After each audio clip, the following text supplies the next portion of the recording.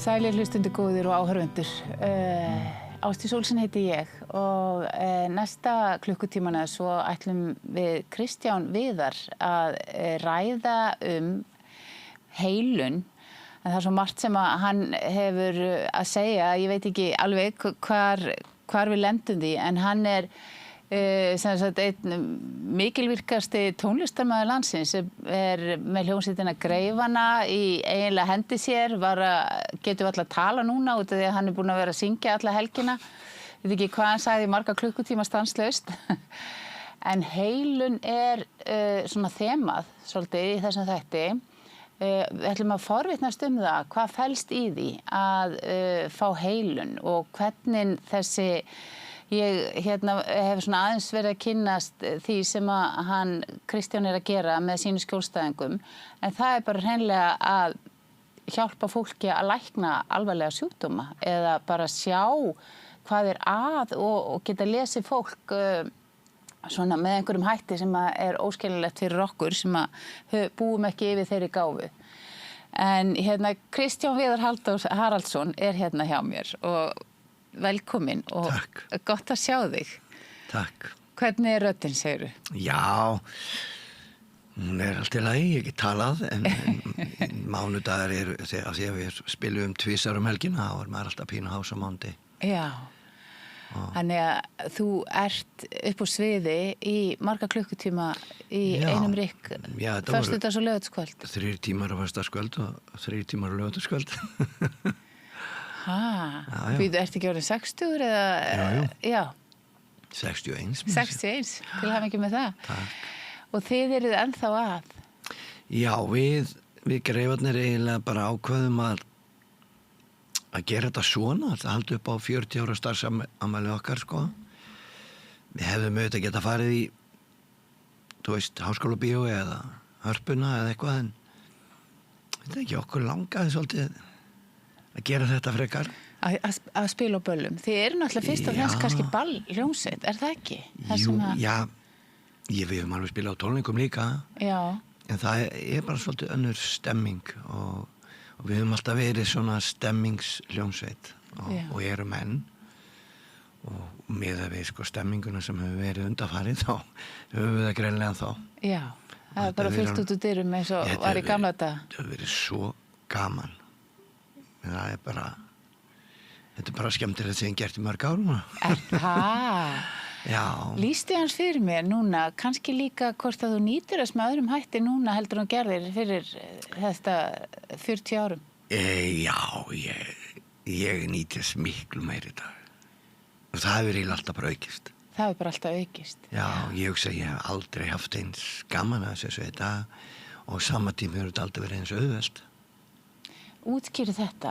Þetta kannski mælikvarði á því hvað gerist við það að fara andlega ferðalag sem þú hefur farið? Ég bara í gegnum mitt ferðalag sem auðvitað eins og við kannski förum öll í gegnum ferðalag í þessu lífi, þá hef ég bara öðlast miklu meiri ró og öryggi og kannski styrk, einhvern veginn meiri sátt, bara í lagi að vera ég.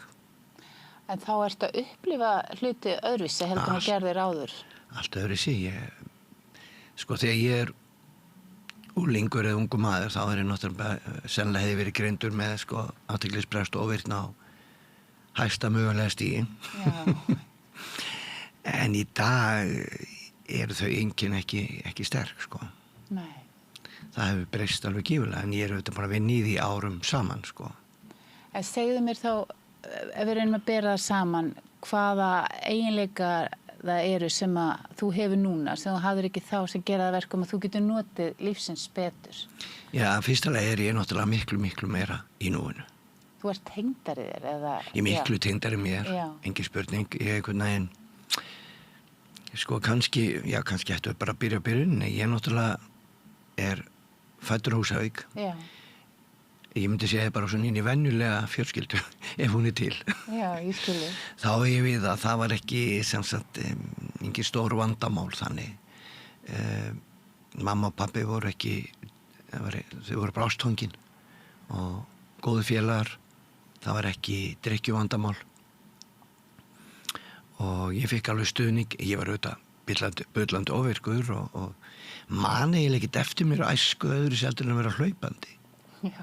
Það er svolítið ég hugsa það, sko. Þetta er svona sterkasta minninginni. Ég var einhvers staðar hlaupandi eða labbandi út í móa.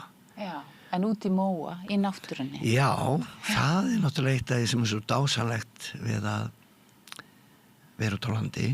Að ég man til dæmis oft á vorin að við vorum í eggjum, sko. Já. Ég og sem er vinum mínir, sko. Í maí þá vorum við jafnvel að ná í kríegju og fara með heim og þau voru borðuð, þau voru soðin og borðuð.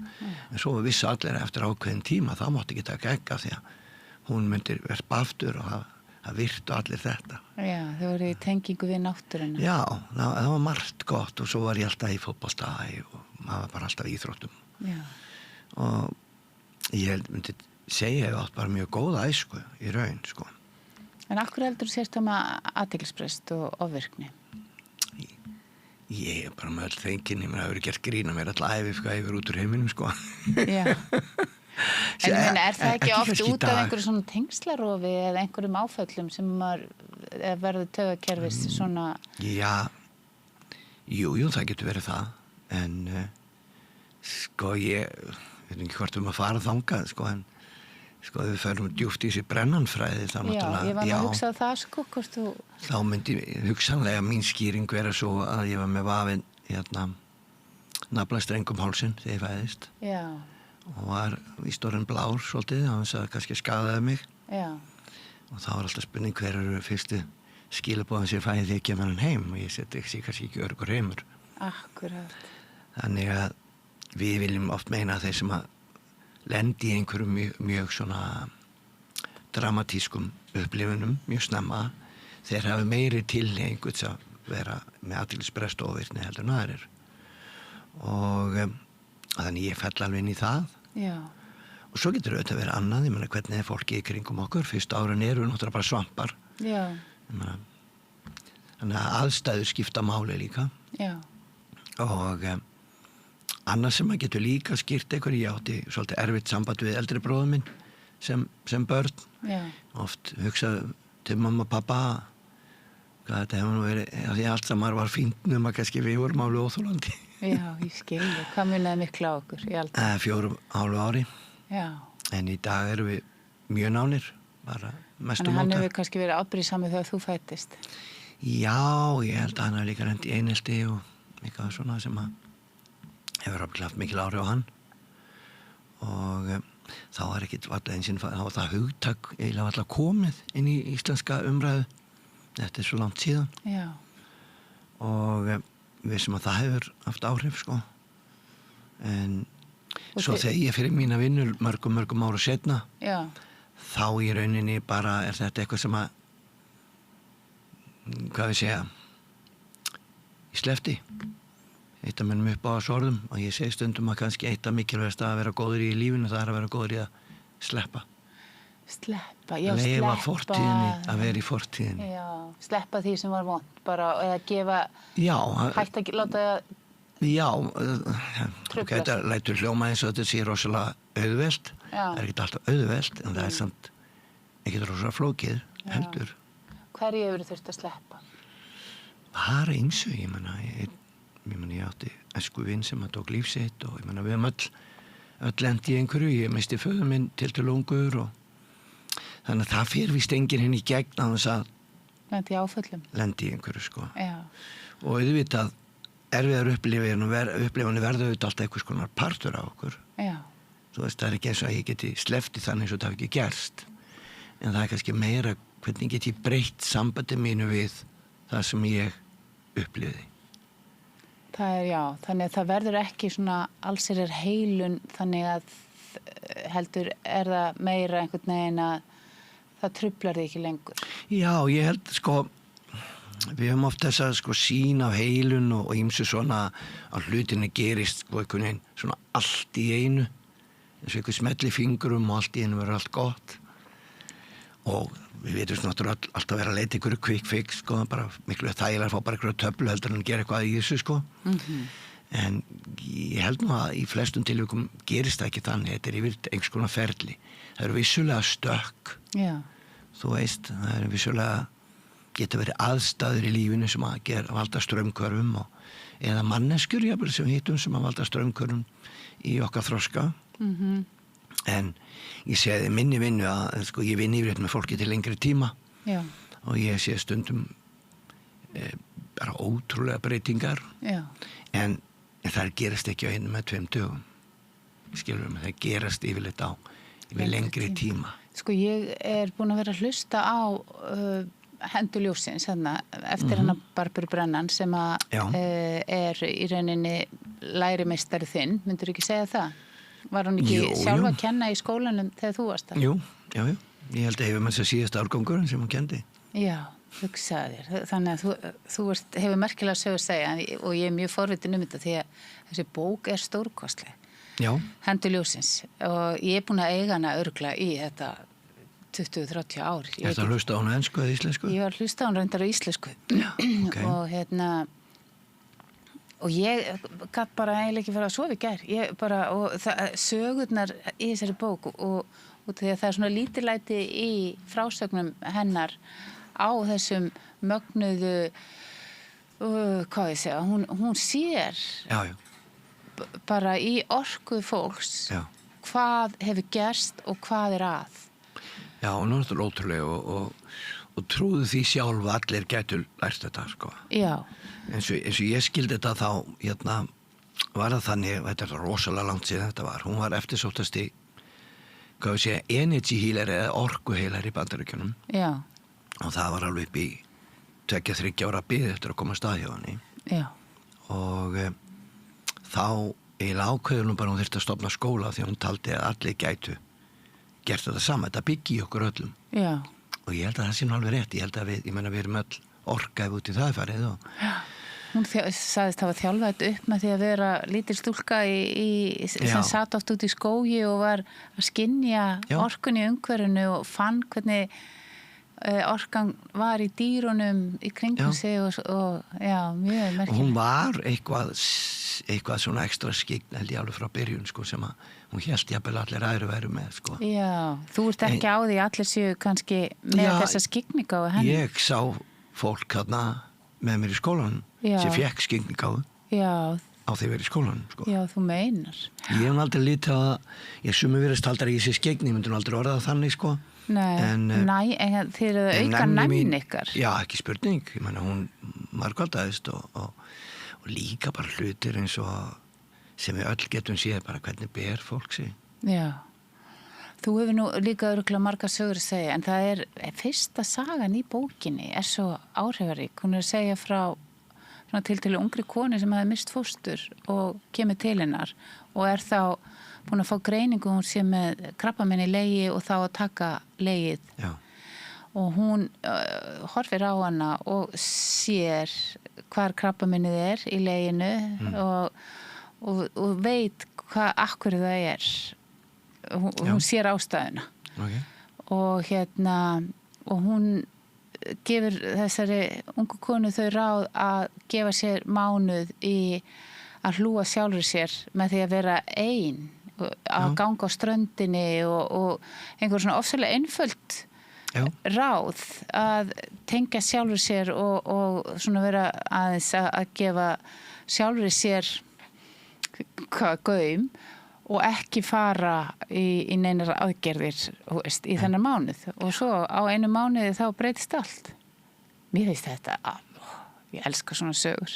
Jú, en þetta auðvitað ekki alltaf svona en við vitum líka að það í raun að gerast kraftaverk.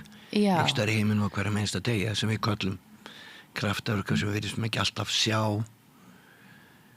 hvernig þetta gerðist sko. Nei, ekki skilja það en það svona eins og kannski bara fyrir orkuflæði af stað og heilunamáttur líkamans fyrir bara að vinna. Já, sko eins og til dæmis í mínu tilviki að sko ég náttúrulega bara réttu tvítut ég auðvitað í Ljónstinni Greifunum og gengi gegnum það allt saman sem var rauninni bara skemmtileg upplifun. Hinn partur af mér, ég var líka mikið í íþróttum, var íþróttaþjálfari mörg ár, fekk mjög snemma mikinn áhuga á því hvernig við getum, svo ég sletti nú, masterað okkur sjálf. Já. Þú veist, hvernig ég tökum á mínum kvíða, og hvernig gerum við það almennt séð og þetta sem oft talað í íþróttum svona flow state sem og margir tengja bara við íþróttir en það bara djúsin í lífinu í raun og ég meina þegar ég á sviði þá ég bara í flow state sko. Í rauninni bara sama og ég meina Þú ættir eiginlega að borga okkur frekar heldur en að við séum borga þér Þú fær bara að vera í flow ég meina í dag mér líður óbæðast að mér bara rosalega gaman sko. en sem sagt og ég var ekkert ég fer að vísa í sálfræði upp í háskóla og læra þar svona grunninn ég ætla nú að segja bara ég hef orðið fyrir smá vonbrigðum með sálfræðina kannski var þetta, og ég held að margir upplifa það, kannski eitthvað annað heldur en við áttum von á. Þeir kenna fullt af hlutum frábærlega, ég meina, eins og lesa rannsóknum, gagnrýna hugsun og gera rannsóknir og allt þetta. En það náttúrulega... En mér varst lítið talað tilfinningar og annað slíkt og... ekki efast sálina í þessari... Eins og þetta kennt upp í háskóla. Ég veit ekki hvað þetta orðað þannig en allavega sko mér varst þetta alveg gaglegt en þetta var einhvern mætti ekki mínum væntingum ég bara sé alveg sver og hvernig var þetta mér finnst sko tilfinningar vera djúsin í lífinu ég meina í rauninni snýst lífið tilfinningar ef út í það farið ég meina bestu stundir okkar eru góða tilfinningar og erfiðustu stundir okkar eru þess að kallum erfiðar tilfinningar ég reyndar vill ekki kalla neina tilfinningar vondar því ég held að sé allar saman bara náttúrulegar og eðlilegar og við þurfum oft bara eins og var alltaf sagt í Brennaskólanum það bara ein leið, það í gegn skilur og þegar ég sagði áðan að sleppa það þýðir yfirleitt að fyrst þurfa að fara í gegn svo þurfa að sleppa og af því að við viljum ekki að eitthvað sem að gerðist fyrir mörgum árum síðan að því að stýra of mikið ástandunum mínu núna ekki meira heldur en það þarf allavega en á samhátt getum við sagt að það verður alltaf partur á okkur þannig að þessi vinna gengur mjög oft út á þetta en sko árið 2004 þegar ég nú kom með konu og byrjaði að búi til börn og alveg börn og allt það þá veikist ég nefnilega einhverju ókunnu sem að hefur raun aldrei komið í ljós hvað var. Hvernig voru einkennin? Já, ég bara vaknaði dofinn. Bara, manni hvað það var sundagsmorgun, laugardagsmorgun og ég meina, ég var hamingjusamur, ég var tiltölulega nýgiftur og búin að átti stjúpdóttur og á og hérna eldri drengur minn var fæddur, hann var vísu tók svolítið afblæsaður hann var mikið óþol og fleira þannig að hann var eiginlega aldrei kjör þannig að eins og konan mér sagði einhvern tímann, já ég held ég hann ekkert sofi í fyrstu 2 árin sem alveg rétt að það tók svolítið á okkur og við vorum ólétt að setja drengnum okkar þá vaknaði ég bara allt í einu dofin eins og að sko í rauninni allt nema búkurinn var bara dofin bara eins og ég hefði farið til tannlæknis og hann hefði bara sprautað mig með deyfilyfi og ég var svo þreyttur að ég held ég hefði sofið bara nokkra nætur 12 tíma og þetta gerðist eða bara svolítið svona skyndilega ég hugsaði í dag ef ég færi með þetta til læknis í dag þá myndi ég vera greindur með bara burnout sko en það var ekkert verið að tala það mikið þá en ég var settur í alls konar rannsóknir og mér skrítin tilfinning sko, þegar maður hugsaði hann tilbaka sko, ég vildi vita hvað verið að mér svo annar partur sem vildi það ekki að því ég var svo hræddur að væri eitthvað hræðilegt ég vissum að margir upplifa þetta og þetta rosalega skrítin mikil ótti já, og ég fann svona eftir smá tíma ég var búin að vera svona smá tíma þá fór ég átti erfiðleikum að sofa því að ég var bara hræddur sko og vissi ekki alveg hvað ég átti að gera en það einhvern veginn kom aldrei neitt sem sagt það fannst ekki neitt ég kom út bara vel í öllum prófum sem reyndar hefur verið svo svona story of my life í hvers skipti þá var ég að kemja alltaf bara eins og ég sé bara 110% sko en það hefur nokkuð sem gerst í minn líf að eitthvað að klikka í kerfinu og sérstaklega áður fyrr en það verður eiginlega til þess að ég fer að skoða svolítið svona inn á við ég verð sérlega bara að gera eitthvað sjálfur í þessu. Og eitt af svona skilabóðum sem að mér finnst að hafa verið kannski eitthvað mikilvægastu skilabóð sem ég fengi í lífinu frá foreldrum mínum, að þau voru alltaf svona frekar uppbyggjandi, var að það væri raun ekkert sem við gætum ekki að höndla. Þú veist, maður gætur raun allt, maður þurfti kannski að leggja svolítið á sig. Þraut segja. Já, en það væri ólíklegt að ég fengi eitthvað sem ég gæti ekki einhvern nátt höndlað. Já.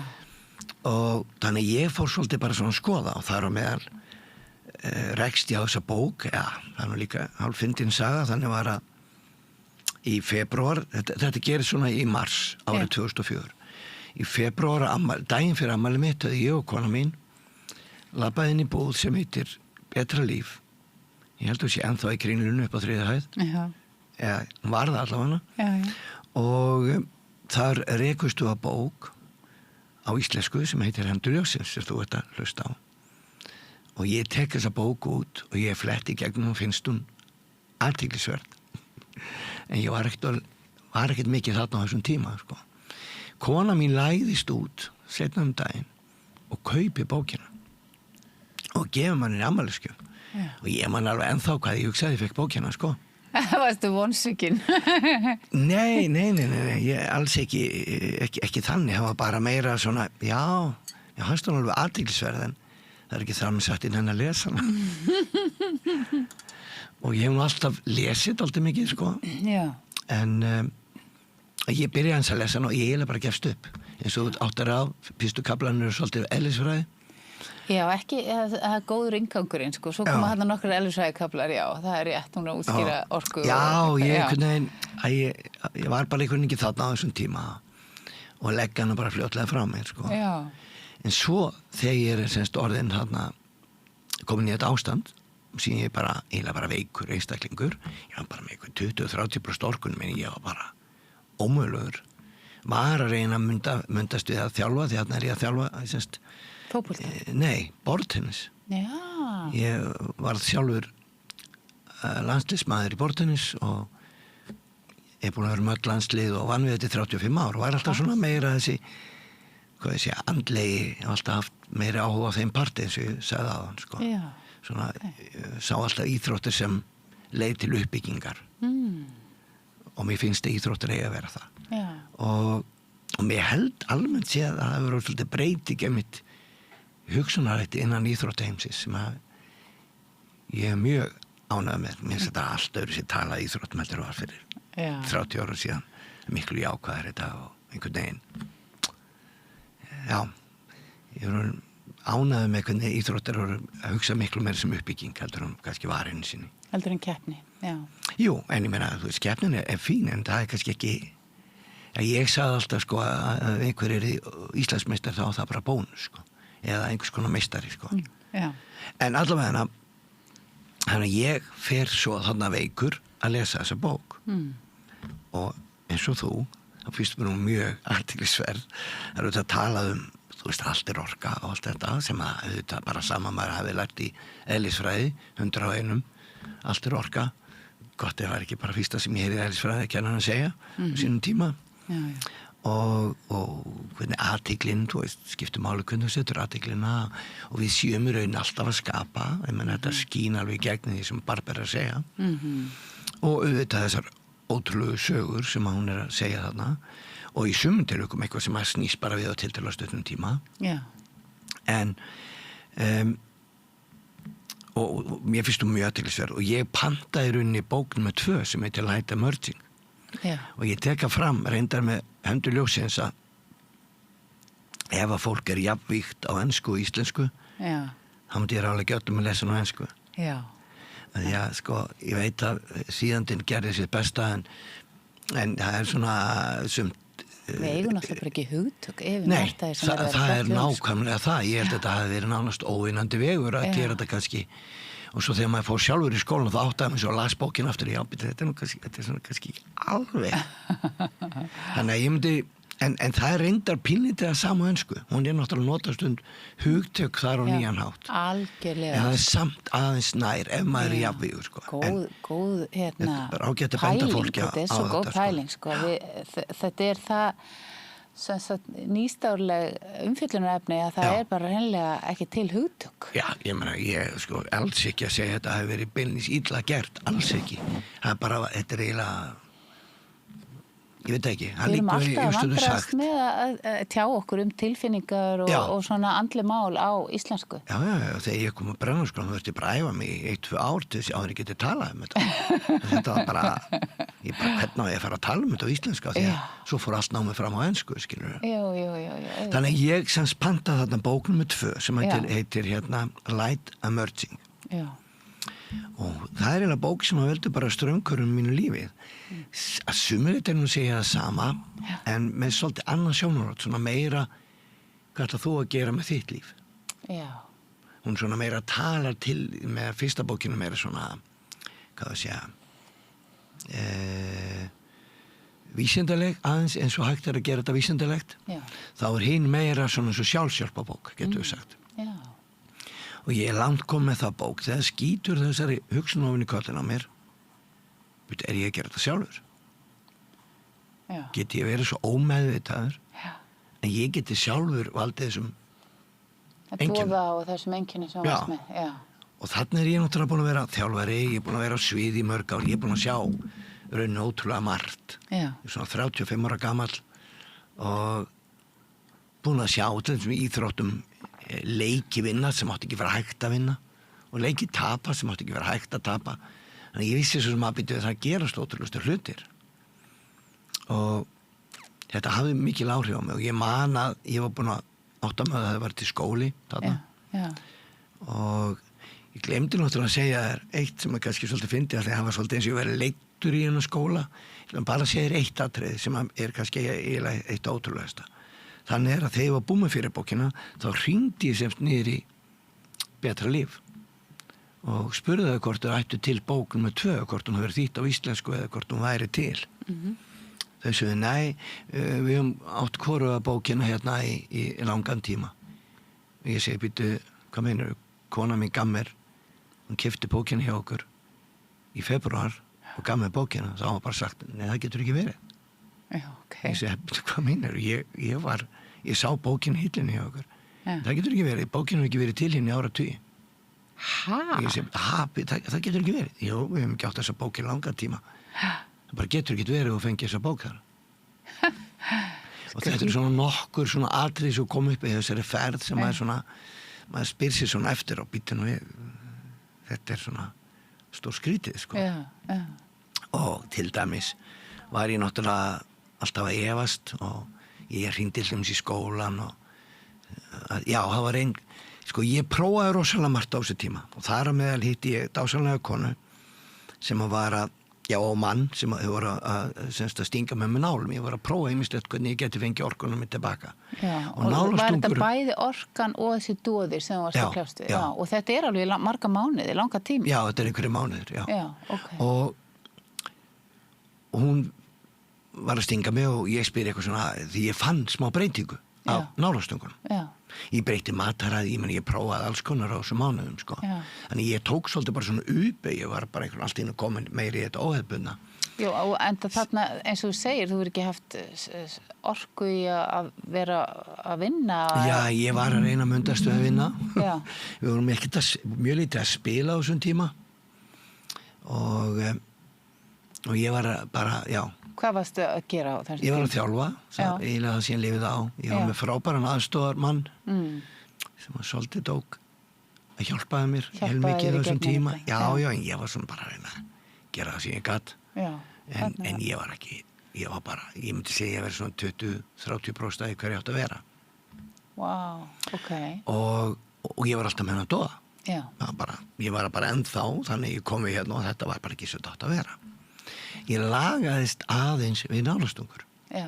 En það var bara 1-2 tíma. Já. Svo var ég bara aftur komin í sama stað. Og ég man, ég spurði svo konu hérna hvort það var eitthvað sem ég geti gert. Og hún segir eitthvað svona, hefur hugleitt? Og ég segi nei, sem var náttúrulega ekki rétt, en þess að mín hugleislega alveg frá því 11 ára að setjast upp píanó og hlusta bara hvað kemur, sko. Ég hef alltaf getið gert það. Ég bara sest og svo bara ég bara eins og áheyrandi, sko. Fer bara í flæði? Já. Og ég hefur henni gert þetta alla æfi. Finnst þið það vera sama og hugleiða? Já. Ennþá?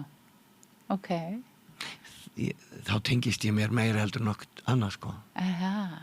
En svo hef ég notað alls konar hugleiðslu síðan, sko, og geri mín regin og fleiri. Og ég bara Brennarskólanum læru náttúrulega fullt af hugleiðslur og mjög mikið gert af því, og en sérstaklega lögðu áherslu á í rauninni núvitund og hjartengingu. Já. Þannig að í mínu lífi ekkert sem har haft eins mikil áhrif á mig eins og að gera slíkar æfingar. Það bara þannig, og það það sem ég kenni öllum sem koma til mín. Það eiginlega bara skylda ef þú ætlar að fara að vinna með mér að þú gerir ákveðnar æfingar. Já. Af því ég veit að þær hafa áhrif. Og einu skipti sem hafa ekki áhrif, það þegar fólk gerir það ekki. Ég hef bara aldrei séð ekki virka. Að hjartengja, það nú eins og það sé aðal vandinn okkar. Já, það alltaf að risa stórt hjá okkur, sko. Og við sem erum með svona ADHD erum yfirleitt alltaf að vinna í þessu. Já, að vera í jársambandinu. Og í mínum huga það öflugasta vopni gegn ótta og kvíða. Já. Ég hef ekki séð lyf virka betur heldur en það. Þannig að en það ekki meira til, það ekki líka einhverja svona trú til, sko, í ótta og kvíða, svona út af því að ég veit að þú vinnur líka með ljósið, sko. Er það ekki einhvern veginn að sé eins og þú talar leiddur áfram og viðhorf hafa náttúrulega gífurlega áhrif. Já. Og ég svona almennt séð hvernig við horfum eins og maður heyrir stundum fólk tala ótta. Það nú eitthvað sem við þurfum aðeins að breyta. Já. En kannski komum að því betur eftir. Já, við erum í sögunni. Já, þannig að, sko, þannig að ég, hvert voru við komin? Já, ég sést prófaði nálastöngur og fleira og það hafði einhver áhrif. Og við ákveðum þarna, ég og kona mín, að fara til London og ég ætla að hitta sem sagt manneski sem útskrifast úr þessu skóla. Og við förum þarna í útskrifu London. Þá var enginn á Íslandi búin að útskrifast? Jú, nei, ekki útskrifast. Nei, en það voru 2 Íslendingar í skólanum, 2 karlmenn á þessum tíma. Sem ég reyni vissi ekki akkurat þá Já. Þannig að við förum hann út og ég hitti dásamlega konu sem heitir Sue Hewitt og í dag kennari í Brennarskólanum. Og við spjallum aðeins saman, ég leggst á bekk. Já, en hún leggur með hendur. Og þegar ég kem að bekknum, þá öll einkennin farin, punktur. Vá, nú fæ ég bara gæsahúð. Ég segi bara eitthvað bíddu nú við, hvað gerðist hérna? Hún segir, Kristján, það annar að koma eftir, ég hef ekki mikið tíma, en af því ég veit, þú veist hennar skóla, ég myndi ráðleggja að fara í skólan. Já. Þó ekki vera með 1 ár. Og svo kemur setningin sem að bara breytti lífið mínu. Þú myndir allavega að læra betur hvernig þú virkar. Já. Svona partur á mér auðvitað fyrir svona uppbreytn og segja hvað djöfunu veit hún hvernig ég virka. En miklu stærri partur. En getur útskýrt þetta núna, hvað gerðist þarna á já, mér finnst ég skilja þetta. Já, ég hafði rauninni bara sjálfur stoppa orkuflæðið mitt. Ég myndi orða það þannig bara í dag. Já. Hvernig stoppar það? Hvað gerst? Ég er sennilega bara þreytur, ég mátti búin að vera fullu alveg frá því mann eftir mér og aldrei kunna að slaka á eða stoppa og vera í núinu, skilur. Já. Ég meina, þegar ég hitti konuna mína, þetta margar sögur, bara finna sögur mér að ég út úr heiminum, fer upp í vitlasan bíl eða eitthvað, sko. Já. Það eru ekki í dag. Já. Ég ætla að hana mjög lítið með að vara á. En hvað, setur hún bara flæðið aftur í gang hana? Já, hún eiginlega breytir flæðinu í kerfinu mínu, en býtur róleg. Ég byrjaði aftur að fá einkennin hægt og rólega, sko. Já. Af því að ég var ekki meðvitaður hvernig ég gerði þetta. Já. En þarna var því bara eðlugur. Já. Og og við förum að spá, ég og kona mín. Á ég að fara og kynna með þetta. Ég hafði alltaf haft áhuga á hvernig við getum masterað okkur sjálf. Og allt í einu bara fannst mér eins og býttu, þetta sem ég á að gera kannski?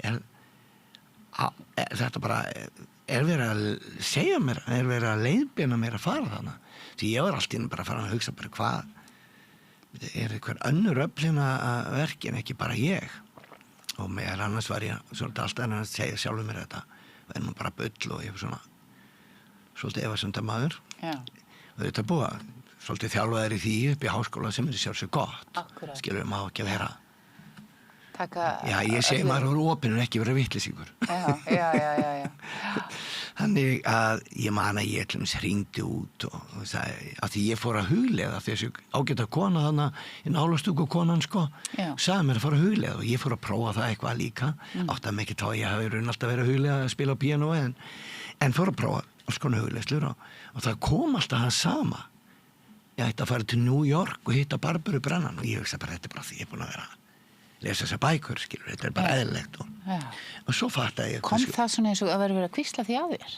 Já, en svo komst ég að þetta væri algjört bull af því ég fattaði að skólinn var ekki eins í New York og ég hringdi út í skólan og dásaleg manneskja sem að spjallaði hún fór að spyrja mig bara út í lífi og tilveruna og svo hlakkaði mér og ég sagði já, og ég sagði eftir ég verið með þessu hugleiðslur en þetta er náttúrulega greinilega bara eitthvað vitleys af því að þið er ekki til New York, sagði ég. Já.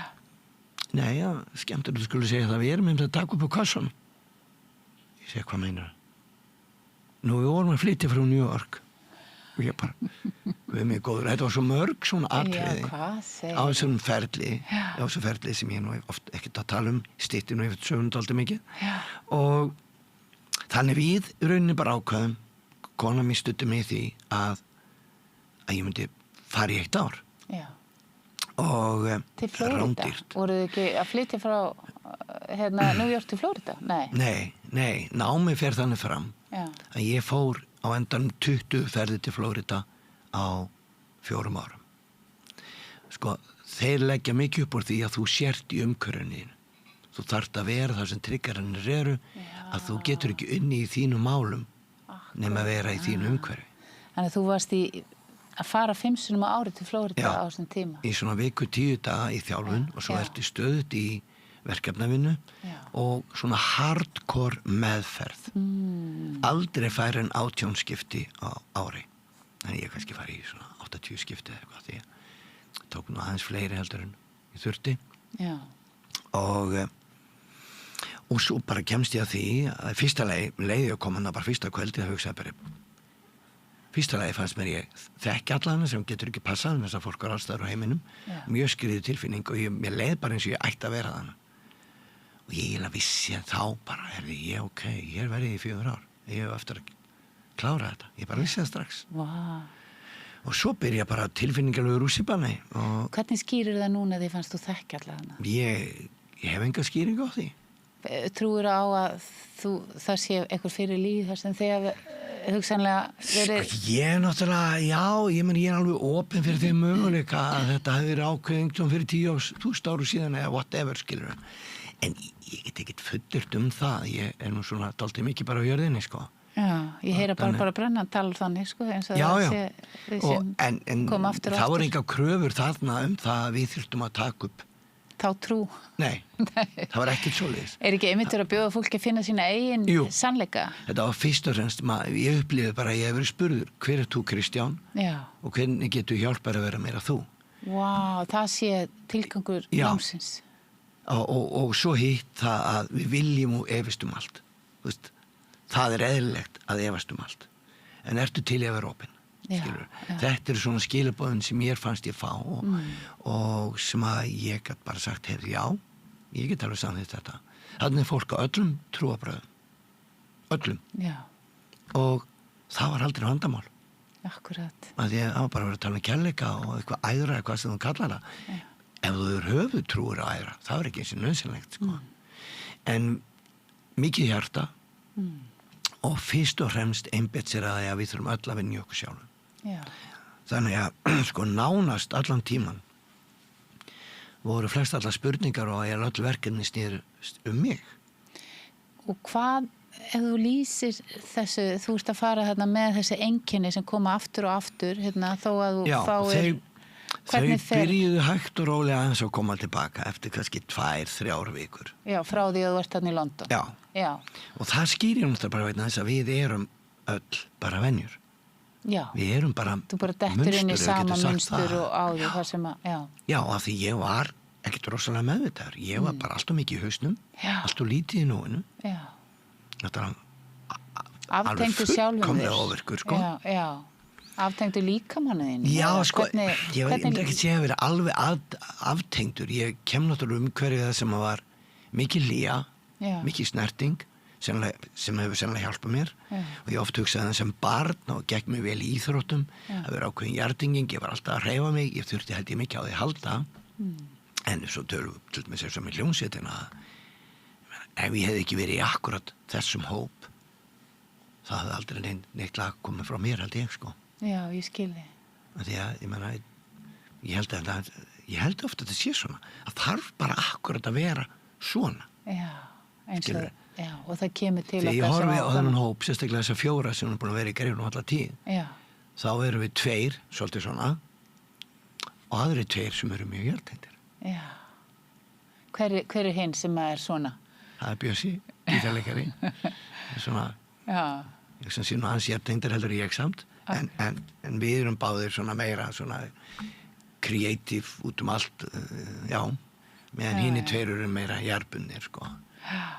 Og svo kemur auðvitað Felix þannig í byrjun, sem var svolítið þessu punkturinn við hann reyndar var nú ekki lengi með okkur, en hafði með mikil áhrif sérstaklega í byrjun, sko. En svo er ég forritin að vita, svo ákveður þú að fara þarna, ferði fyrst skipti hérna út í Flórida í skólan, og hvað er það sem þú áttar þig á varðandi þín einkenni og hvernig þú heilar sjálfan þig? Já, það bara opnast bara nýr heimur, maður fer alltaf átt að segja. Fyrsta lagi er gífurlega áhersla lögð á líkamann. Já. Og að flest okkar vandamál, sko, í rauninni tilfinningarnar og þetta sem við erum að glíma það sé nú bara hér, sko. Já. Og við bara meira segja hvernig við berum okkur og svo framins og allt í hennu fer maður bara átt að segja að þegar maður fyrir að skoða sjálf eins og þá fer maður í rauninni að raunverulega þekka aðra. Og ég segi stundum við fólk að já, ég tek eftir hvernig hún berði og fólk segir, hvað sérðu? Hvað er hérna? Og ég segi, ég veit ekki gott ég að kalla það að sjá það, en reynsla segir mér að þetta sé svona. Og svo er líka annað við Brannaskólann að sumir fara jafnvel að vinna með eitthvað svona líkamlegt, eins og þú talar Barbaru, hún var að vinna tölvöld mikið þar. En þeir ekkert að reyna, sko, setja alltaf þess á mót. Það var bara mjög fljótlega ljóst að ég myndi fara meira yfir í eitthvað tilfinningalegt og svo framvegis. Já. Og þá voru þið bara aðstoðamann í því. Þannig ég ekkert mikið að vinna með fólk sem krabbamein eða eitthvað svoleiðis, ég meira að vinna með fólk sem þú veist, með kvíða, hefur að lendi áföllum, að skilja hvað það er, eða náttúrulega sem bara verið eins og ég í gennum tíðina og vantar að fá aðeins meiri ró á hugan og kannski ná aðeins betri tökum á sjálfum sér, sko. Já. Sem að kannski það sem er mín sérgerðin býst ég við. Ég segi stundum að ég hugsa að ég geti sagt að ef ég verið spurður í hverju verið sérfræðingur, þá myndi ég sem að segja kvíði. Já. Og það kannski það sem var að hjá þér á þessum tíma? Já, ég meina, fyrstu árin með Greifunum, sko, þegar ég hugsa til þess, ég var bara alltaf með út í maðunum og ég man eftir að hafa borðað einhvern ári fyrir svið og bara þurfti að hlaupa fram að klóst og æla, sko.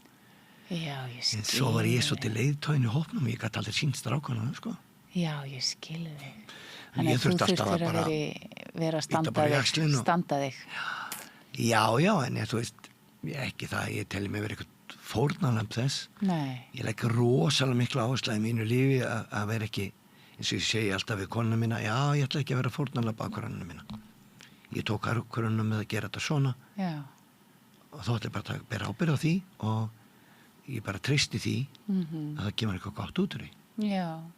En það er samt svona einhver svona, já, þetta er svona ferðalag samt, sko, það sem þú getur hort tilbaka og séð, vá, hvað þetta var erfitt tímabil. Já, sko, ég hef aldrei litið á þetta sem erfitt.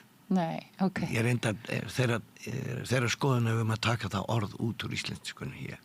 Erfitt? Já, bara segðu orðið erfitt og settu tilfinninginu í það og fyndu hvernig orkaði hverjar. Já, ég sé það. Kendu mér aðeins. Veistu hvað, þetta er áhugavert. Þetta er svo erfitt. Bara ég segi þetta, þá er ég bara þreytur, sko. Þetta er alveg satt. Já. Og ég meiri sé að finna það. Já. Og ég hugsa að flestir finna að þið prófa að gera þetta. Athyglisvert. Heyrði einu sinni stórkurslega sögu, það var meira þess að kona sem ég var að með. Hún var að lesa bók. Hún sagði mér þessu sögu, mér fannst það svo frábær. að ég hafi oft spáðið mitt í þessu orði og hún var að segja, já, ég var að lesa bók sem fjallaði konu, þetta hafa gerst fyrir hátt í 100 árum hérna í Reykjavík.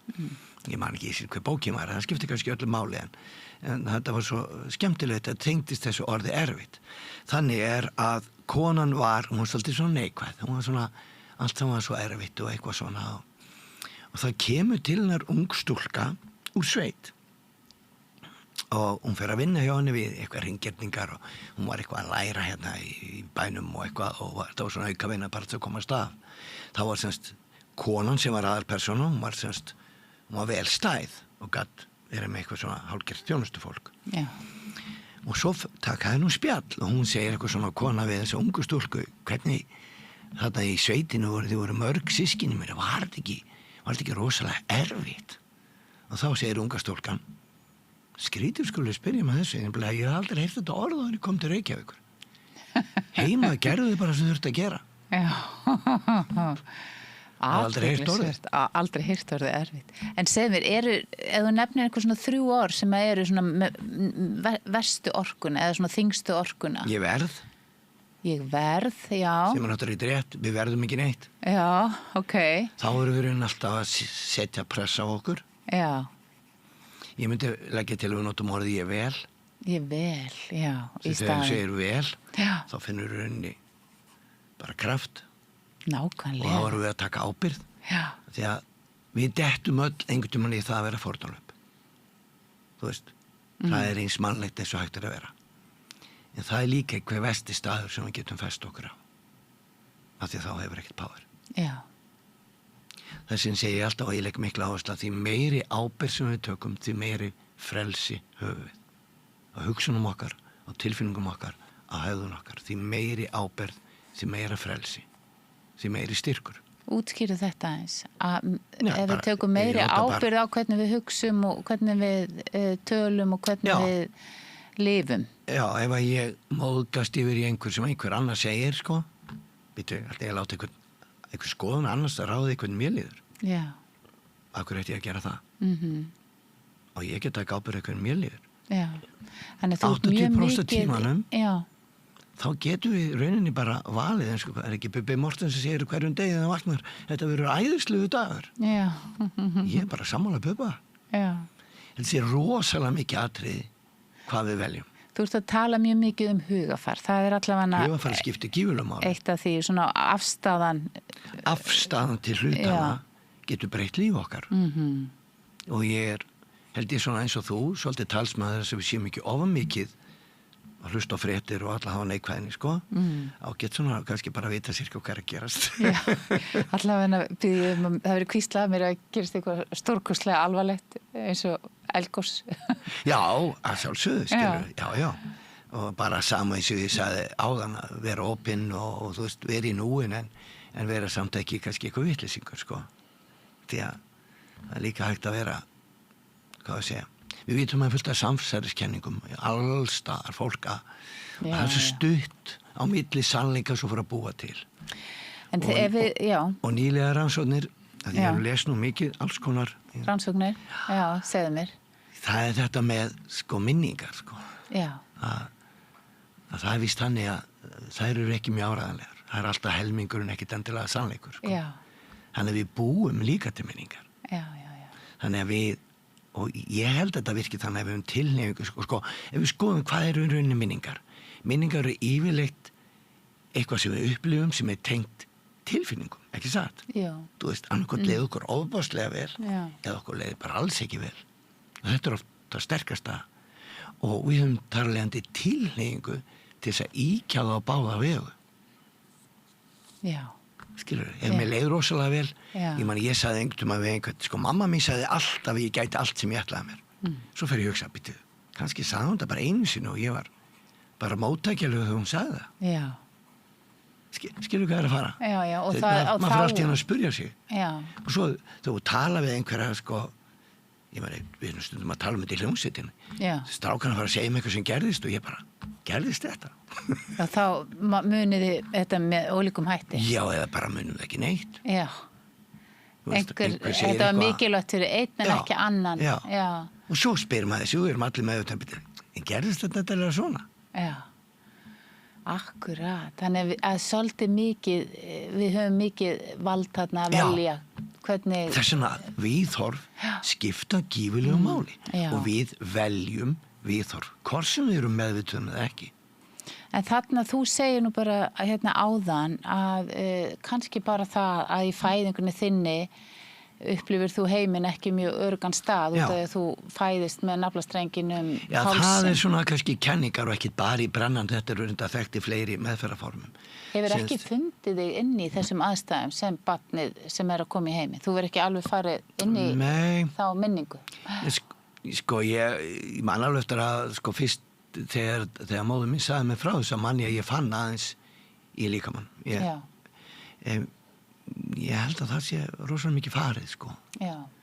Af því að ég segi stundum að það eru auðvitað nokkrar leiðir til þess að vinna með sína, það bæði, svo ég held að ég hef sagt við áður við byrjum samtalið að það er í líkamannum. Já. Og ef þú fyrir í Brennaskólann þá mjög mikið unnið í því og reynslan í líkamannum. Já.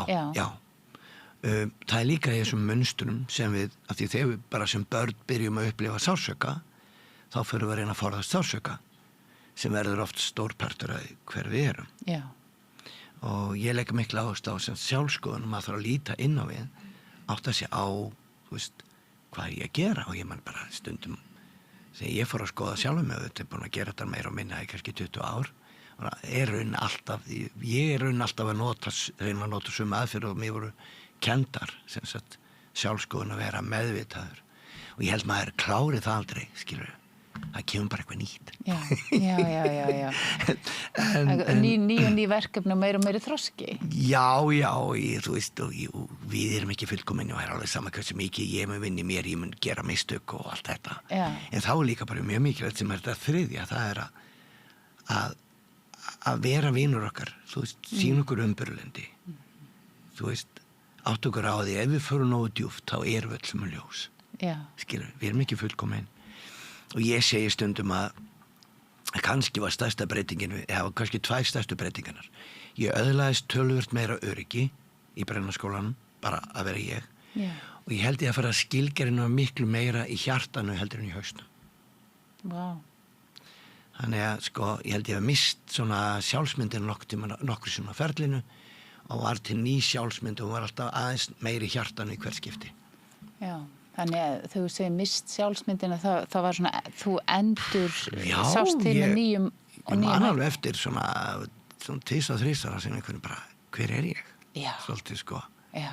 Og svo áttaði mig og einhver segir, já, og það er eiginlega tvennt, maður er einhver en maður getur líka valið hver maður er. Skilur hvað það er? Þú eru að útskýra aðeins betur, eins og til dæmis í þínu tilfelli þegar þú veist ekki lengur hver er ég, hvað gerist næst? Að einhver leyti þurfa að velja hver ég er. Já. Af því við höfum alltaf val. Hver eru gildin mín? Já. Hver vel ég að vera í hegðunni, framkomu og svo framvegis? En það er svolítið í hausnum. En þetta... Já, býtur rólega. Er það ekki? Það er bæði í hausnum og það er líka hér. Hversu mikið leyfi ég mér að vera hér í núinu og í tilfinningunum. Skilur það? Þannig að vissulega í hausnum, en það er líka... Ég veit ekki hvernig ég orðaði þetta. Þetta er stundum erfitt að tala um þetta, almennt séð mættu við vera meiri hjartan og meiri núinu. Já. Ég held að flest okkar myndum eignast betra líf við það. Og það er rísastór partur af sem ég reyna að gera í minni vinnu. Reyna aðstofa fólk og alltaf bara raun þessi spurningu hvernig líðum með það. Já.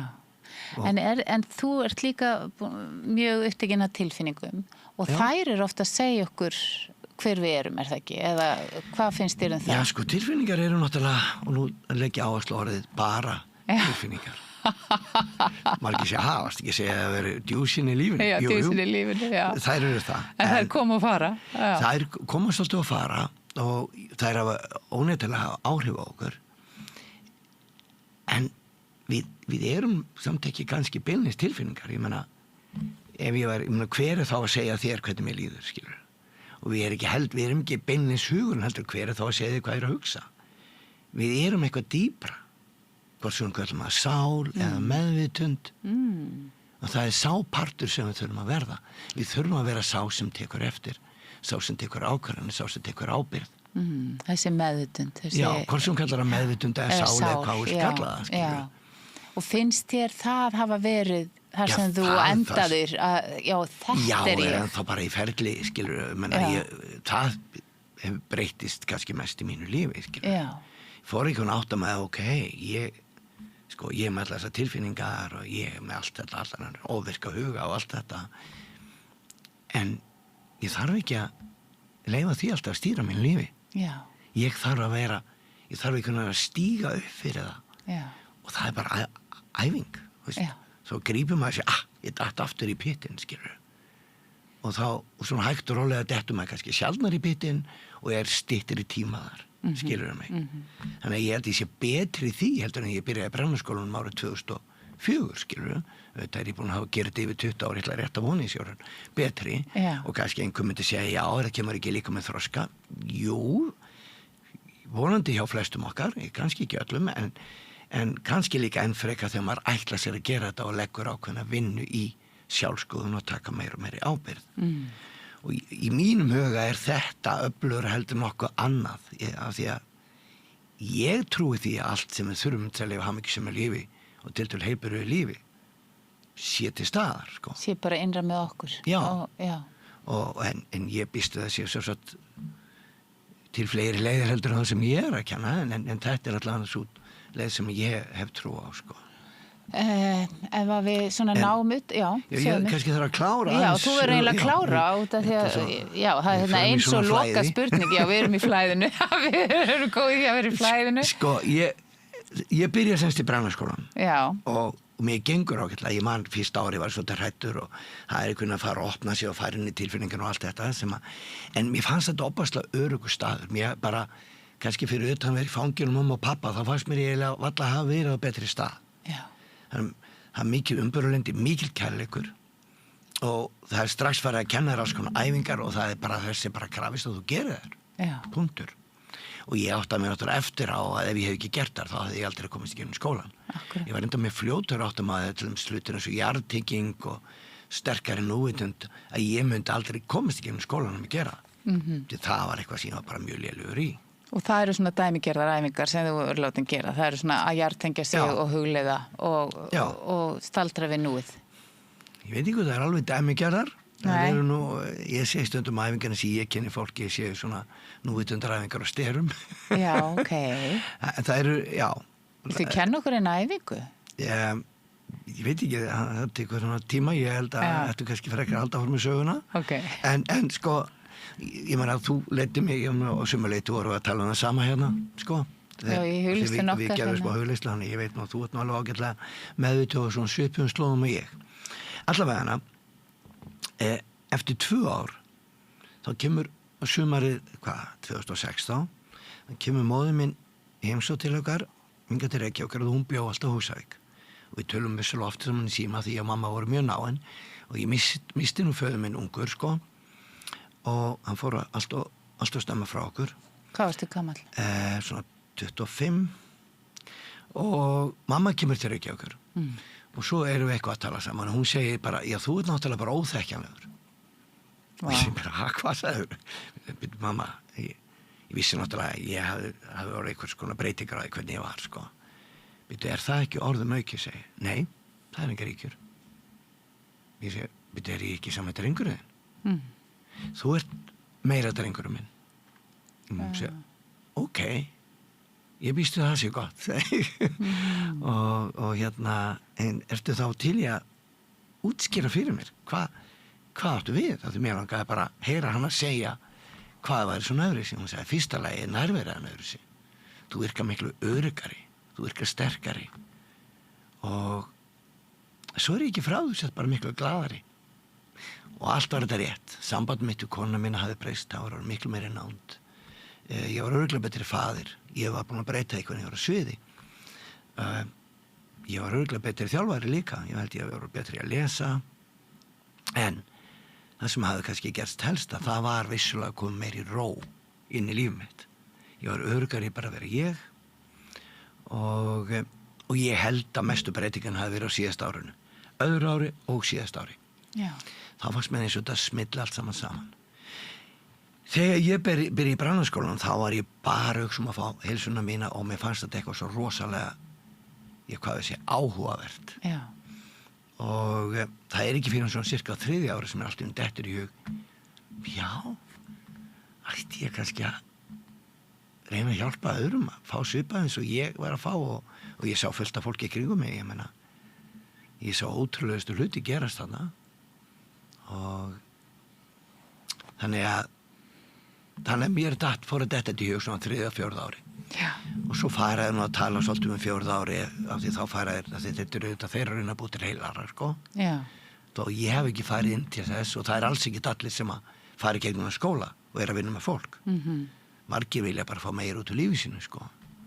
Og maður nú alltaf eftir einni konu sem var alveg dásamleg, hún var held ég. Hún var ára undan mér og ég held hún hafi verið 81 og þegar hún útskrifast. Vá. Og ég sagði eitthvað svona við henni, já, alltaf þú að við tókum stundum spjall saman. Já. Og ég sagði, hvað nú, hvað ætlar að gera? Já, nú, ég búin að fá svo mikið út úr þessu, ég alveg búin að fá allt líf mitt tilbaka og ég held að þetta sé bara komið gott. Ég sagði, já, ok, það var bara gaman að kynnast þér og við bara kveðjumst þarna. Svo mætti ég á síðasta ári mitt og það var held í annað skipt sem ég kom í skólan. Þetta sé ekki fyrsta kona sem ég hitti.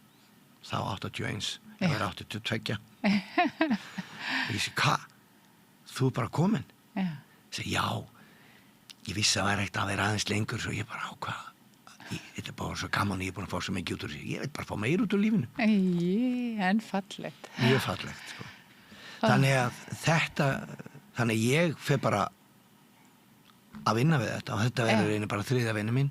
Ég hef aldrei haft þess mikil orku í lífinu sem ég kem út af Brannaskólanum. Ég hef aldrei verið í skoðu jafnvægi. Já. Aldrei líðið eins vel. Já. Já, mér líður þetta mjög vel í dag. Þú ert í 60, hefur þú fundið fyrir sem einkennum, streitueinkennum aftur? Nei. Ekki á þennan hátt, nei.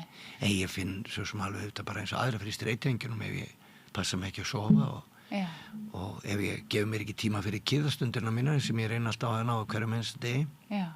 Ég legg mikla áherslu á það. Sko, ég held nefnilega að það sem skiptir meira mál, ég heyri alltaf tala að við vinnum alltaf mikið. Sko, það má vera, ég held að það sé, ég er svolítið að predika annað viðhorf. Ég segi alltaf allt sem við okkur langast að gera sem skiptir ykkur raunverulega máli álag. Ef þú spáir í það. Já. Þá förum út fyrir kassan og sem kannski ekkert sem eigum að vera að gera alltaf þess að vaksa og þroskast og það einhvers konar álag. Já. Ég held að vandamáli sé ekki það, heldur vandamáli, því ég held að það sé hollt fyrir okkar að fara út fyrir kassan. Já. Ég held að við kunnum ekki að hvíla okkur, við kunnum ekki að taka frá okkar tíma, við erum ekki, okkur vantar kyrrð. Já. Okkur vantar að vera meiri í núinu. Já, þess vegna velti ég fyrir mér þessum ráðum sem hún fekk þessi unga kona þarna sem fekk eiginlega bara það ráð að fara út og ganga með sjálfur sér og vera ein í svona allavega klukkutíma og daga lágmarki. Já, rauninni það að týna okkur sjálfum kannski það sem verst. Já. Skilur mig. Nákvæmlega, vissa sambandi við okkur sjálf og vera með athyglinni allstaðar, út og suður. Já. Ég held að sko að líka þegar þú ferður út fyrir kassan og þegar tekst að stíga inn og vera algjörlega þú, þá eru yfirgnæfandi líkur að það gengur upp. Skilur, að hvað sem þú ert að gera að því takist það. Nákvæmlega. Þess vegna segi ég alltaf að það svolítið hættur þetta að fara hálfa leið. Ég segi við alla, ef við erum að fara að gera þetta, þá förum við alla leið. Hvað þýðir það að fara alla leið? Það mismunandi fyrir hverjum einum.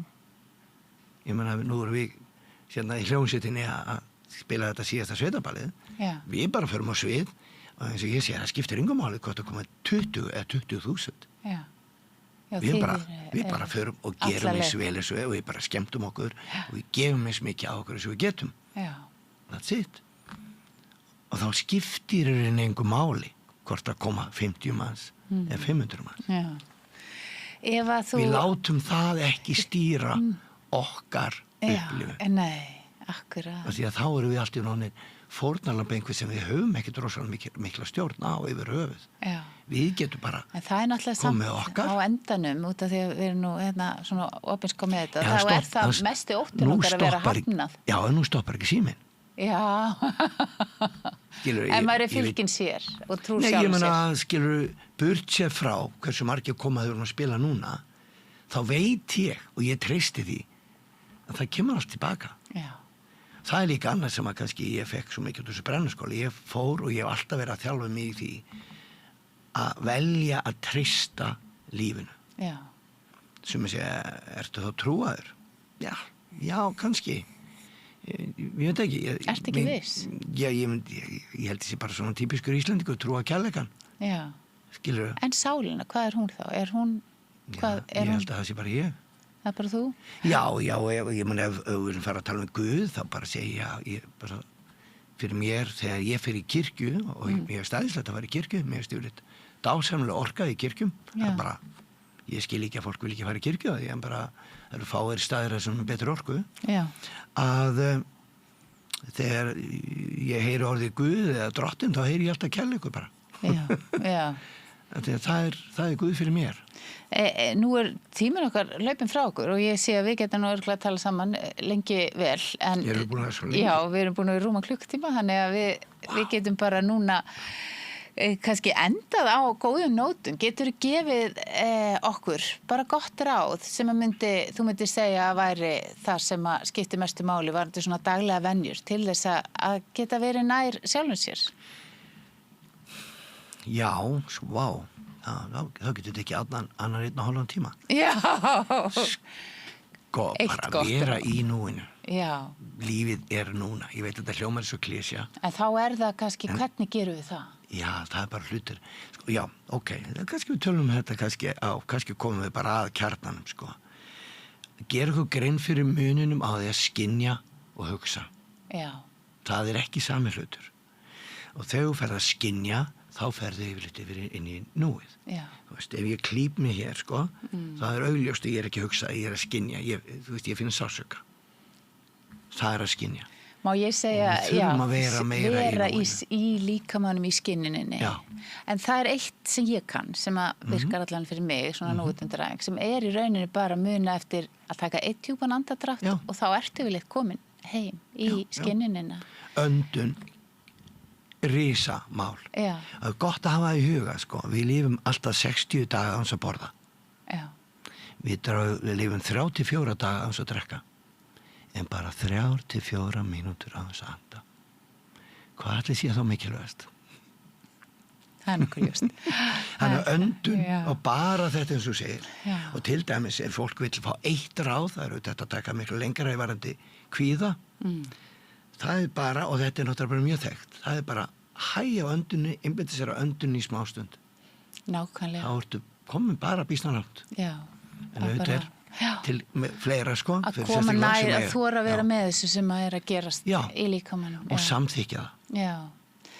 Vá, við bara mjög spennt fyrir þessu og mér er svo merkilegt með þennan brennanskóla út af því allt í einu er ég að heyra úr öllum áttum þennan skóla, hann þetta er svolítið áhugavert en allavega þetta var ótrúlega fróðlegt og gaman að heyra þína sögu í tengslum við þetta að þú hafir geta svona umbreytt lífið þínu og orðið þú sjálfur í gegnum þetta. Já, ég var meira ég held ekki að meira. Þú heilsa mömmun, þetta er alveg, hún hefur sko virkilega náð vel utan um þetta. Hún er enda látin, sko. Hún er látin, já. En ég get samt skilað kveðju til hún. Já, er það ekki? Sjálfsagt hún hlust á. Er hún ekki með þér? Jú, ég allavega ég hef alltaf gert að tala við báða foreldra mína þá þessi farnið, sko. Já. Ég meina, ég get ekki fullyrt að ég heyri það, sko. Ég er nú svona svolítið niður á jörðinni en það virkar fyrir mig og ég segi oft ef það virkar að hverju ekki að gera það. Ég er mjög praktískur. Já, nákvæmlega. Ef það lætur mér líða vel, þá ger ég það. Já, kannski annars sem ég legg áherslu á við mína kúnna er það mikilvægasta í lífinu er að á hverjum degi þá líði mér vel. Já. Ef að mér líður vel, þá líður fólki í kringum mig vel. Þannig að hugsa vel sjálfan sig. Já, þá er ég farin að hafa jákvæð áhrif á heiminn. Já. Og ef allir getur gert það, þá kannski myndi heimurinn fara að breytast á jákvæðan hátt. Því ég get ekki breytt einhver út í heimi. Þetta finnst mér hræðilegt, öll þessi stríð og allt það. En ég get vissulega breytt því sem í gangi hér hjá mér núna. Og ég verð að treysta því að, þú veist að, fiðrildi í Kuala Lumpur geti haft áhrif á Íslandi. Nákvæmlega. Skilur hvað? Já, ég skil hvað þið. Það er kallað butterfly effect, sko. Þannig að við að huga vel að okkar eigin hamingju kannski okkar framlag til friðar og ljós í heiminum. Ég ber ábyrgð á minni hamingju. Já. Heyrðu, frábært Kristján Viðar. Og við ætlum að segja skilið við hann núna og fara yfir í næsta umfjöllunarefni en bara takk fyrir samfylgdina og takk. Já, takk fyrir mig. Kristján. Það er meira handa við hornið, bara stutt auglýsingahlé núna. Við lifum á tímum þegar þörfin fyrir opna og gagnrýna umræðu brýnni en nokkru sinni fyrr. Ég heiti Ólína Kjerúl Þorvarðardóttir og ég styð og vel samstöðina, sjálfstæðan og óháðan fjölmiðil.